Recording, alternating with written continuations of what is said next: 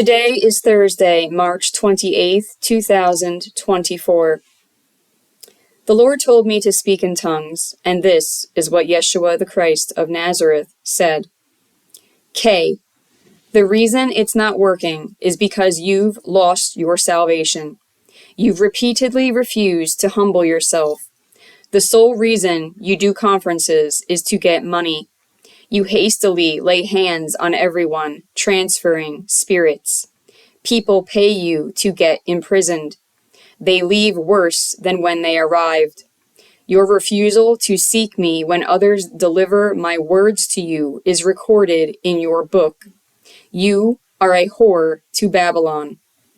Your charging for counsel you then share later for free is a fleecing of my flock. You know better, yet you continue to profit from merchandising the gospel. The crimes you commit against my church are all recorded. Every time you have refused to help those in need is counted against you as being a goat. So many have I sent to you to help, to deliver a rebuke, to warn you, yet you continue on. You've damned yourself. Signed, Yeshua.